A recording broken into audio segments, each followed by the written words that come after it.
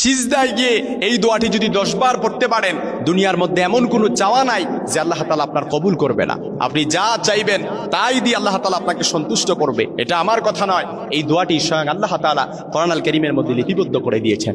আমাদের জীবনে যত যাই কিছু বলেন না কেন, উদ্বেগ, উৎকণ্ঠা, বিপদ, পেরেশানি যা কিছু আছে বলেন, সব কিছু থেকে আল্লাহ তাআলা পরিত্রাণ দান করবে।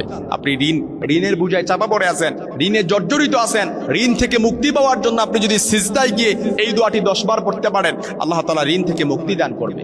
মামলা মোকদ্দমায় জড়িয়ে আছেন, সিজদায় গিয়ে এই দোয়াটি যদি 10 বার পড়তে পারেন, আল্লাহ তাআলা মামলা মোকদ্দমা থেকে আপনাকে মুক্তি দান করবেন। কেন বললাম?